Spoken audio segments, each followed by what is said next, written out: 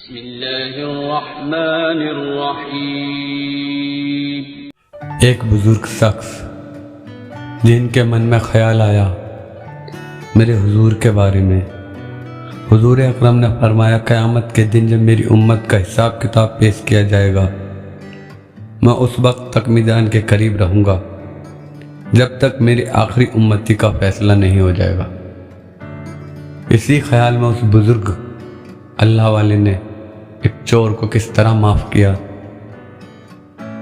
ایک بزرگ اللہ والے اور ایک چور کا واقعہ آپ کی خدمت میں پیش کرتا ہوں۔ ایک اللہ والے بزرگ کا واقعہ۔ ایک بزرگ سفر پہ گئے تھے۔ جب وہ ایک جگہ سے گزر رہے تھے، ان کے ہاتھ میں ایک تھیلا تھا، اس میں کچھ پیسے تھے۔ اچانک ایک چور ان کے ہاتھ سے تھیلا چھین کر بھاگ گیا۔ جب چور کافی دور نکل گیا تب اچانک اس کی آنکھوں کی روشنی ختم ہو گئی۔ آنکھوں کی روشنی جاتے دیکھ اس چور نے رونا شروع کر دیا۔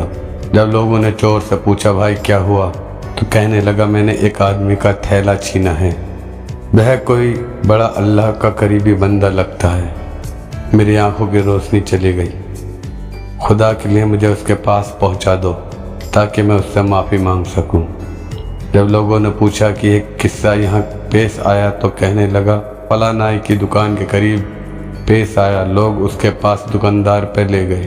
نائی سے پوچھا کہ اس طرح کا کوئی آدمی یہاں سے گزرا ہے، آپ اسے جانتے ہو؟ اس نے کہا مجھے اس کا گھر تو پتہ نہیں، مگر نماز کے لیے وہاں سے آتے جاتے رہتے ہیں، اگلی نماز کے لیے پھر آئیں گے۔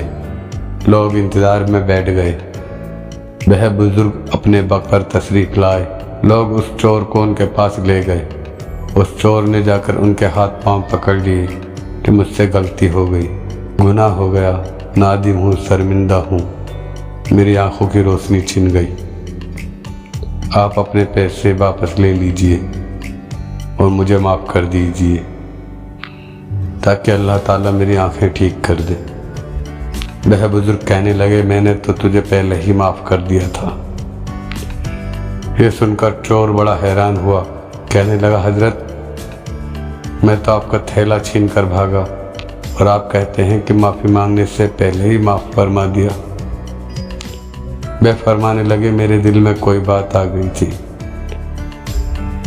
فرمانے لگے میں نے ایک حدیث پڑھی تھی جس میں نبی اکرم صلی اللہ علیہ وسلم نے فرمایا کہ قیامت کے دن جب میری امت کا حساب پیش کیا جائے گا، میں اس وقت تک میزان کے قریب رہوں گا جب تک میری آخری امتی کا فیصلہ نہیں ہو جاتا۔ میرے دل میں یہ بات آئی کہ اگر میں نے اس چور کو معاف نہیں کیا تو قیامت کے دن یہ مقدمہ پیش ہوگا، اور جتنی دیر میرے مقدمے کے فیصلہ ہونے میں لگے گی، اللہ کے نبی علیہ السلام کو اتنی دیر جنت سے باہر رہنا پڑے گا۔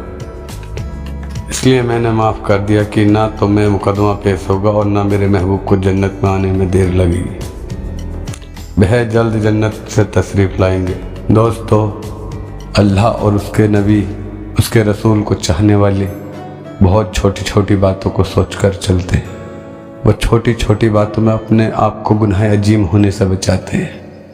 اللہ کو خوشی ہوتی ہے، اللہ راضی تمہارے کون سے کام سے ہو جائے یہ اللہ بہتر جانتا ہے۔ اس لیے اللہ رب العزت ہمارا ایمان پکا کرے اور ہمیں ایمان کی دولت عطا کرے اور اپنی راہ پہ چلنے کی توفیق عطا فرمائے، اور پیارے محمد مصطفیٰ صلی اللہ علیہ وسلم کی سنتوں پہ چلنے کی توفیق عطا فرمائے۔ آمین۔